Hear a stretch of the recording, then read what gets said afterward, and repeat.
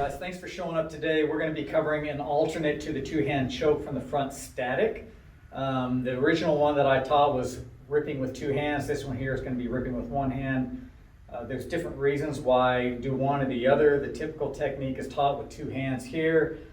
Some people don't feel comfortable leaning back with their weight behind them, or maybe they can't lean back, they don't have the flexibility.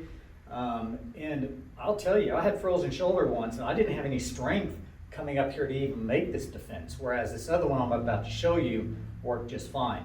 So you decide which one works best for you, and that's the one you want to practice with on a pretty regular basis to build that muscle memory up. So the way this starts out, the hands around my throat, the thumbs are cutting off my air supply, the hands, the fingers here are cutting off the blood supply. Now this is more of a scary situation than it is a concerning situation, because most people don't shove their thumbs into your throat. So having their hands around your throat is scary in itself, but you're really not in that much danger at this point here. Their hands are occupied, so they can't punch you or pull a knife on you. That gives me time to work. So getting past that fear of somebody's hands being on you and understanding you're actually in a pretty good position with this type of choke, because most people don't have enough strength to cut off your blood supply and your air supply, which would knock you out anyway. So when he's choking me here, I'm ripping with one hand, ripping across my shoulder line. And you see how I'm ripping across the shoulder line and pinning it to my shoulder. So I'm not pulling it off my body. I'm not pulling it down into my armpit.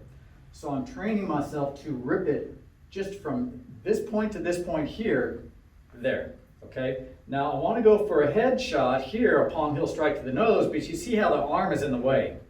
So what I want to do is I want to drop this shoulder underneath that arm so I'm in line. This shoulder is now in line with his nose to where I want to extend this hand out for the palm heel strike to the nose. Everything's in line with my target versus I'm just ripping from here and trying to shoot up from here, and this is blocking my first strike. Now remember, when we do a defense, we're trying to deliver a strike as close in time as possible to the defense to allow us to create the distance. I haven't done any damage to this person yet. I've ripped the choke off, but I haven't hurt them, so I haven't changed their mindset. The importance of the strike is to get them to switch their mindset of, I'm going to attack this person in the way that I had planned on attacking them, to, hey, I need to defend myself. I want them to switch that into defensive mode out of offensive mode, and that's what I'm doing with the strike. So when he chokes and I'm ripping, I'm dropping this shoulder up underneath and striking here, and I'm doing that by bobbing down and coming up. You see how when I do this, my whole shoulder turns. So I'm dropping down and up. So if their arm's sticking straight out here across my shoulder, I'm dropping this shoulder underneath. And then as I'm coming up for the strike, I'm pushing off this foot as I'm coming to a rising position, which is also going to drive through my strike, which is going to make that much more powerful. Now I'm hitting with the palm heel here, the bone part of my hand, fingers and thumb is curled back, and I'm striking for the nose, and I'm striking for, or trying to punch for the tip of the head this direction here. That's my ultimate goal in this strike, okay? So he chokes, I rip, I drop the shoulder underneath, I strike, and at this point I need to finish with a low-lying strike and create that distance. I'm at a very close to medium range here. There's a potential this hand is grabbing my shirt now if I did not roll it over like this right here, and he's got a hole in my shirt, so I need to be cognizant of that. So as I start to move away, I'm starting to rip that hand as well. So I go from here, rip, drop my shoulder underneath, strike, clear, jump out, and as I jump out, I'm creating distance and putting myself in line with that foot, driving out, making contact with the knee, and then I'm running with that same foot that I just kicked with is lunging forward to help me create that distance. So in this position here, as I jump out, I'm jumping in line with that foot. So as I plant that foot and I bring this leg off the ground to kick, I want the toes supporting my weight. I don't want to step out like this right here and roll my ankle. Next thing you know, I'm going to the ground, and now it's a potential ground fight or ground defense.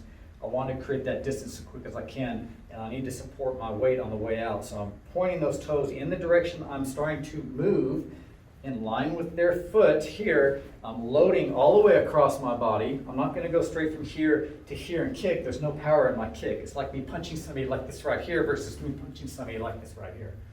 So I want to make sure that when I do this, I'm loading all the way across my body. Loading from here, coming in, striking, and running.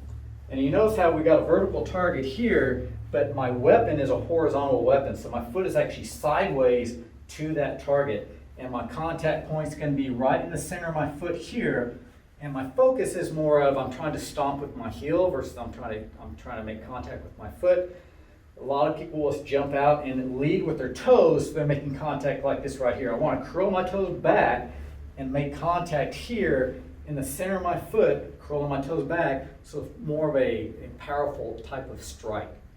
And my goal is to dislocate that knee and then create the distance. If I dislocate the knee, they can't chase after me, and that's my ultimate goal. All right, so breaking it down real quick again, I'm ripping here, dropping my shoulder underneath to clear, to give me the chance to hit, palm heel strike to the nose, clearing the hand, stepping out, loading, kicking, and then running to create the distance. So I hope this video was helpful to you. Definitely try both videos. The other video that we covered as well, which is a two-hand choke rip versus a single hand rip.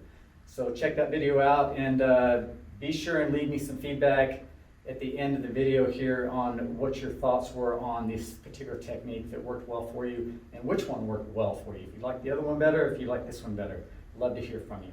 And also don't forget to give us a thumbs up, and please follow our channel so that we can make sure that you're getting these new videos as they're coming out. Thank you for joining us today, and you have a wonderful week.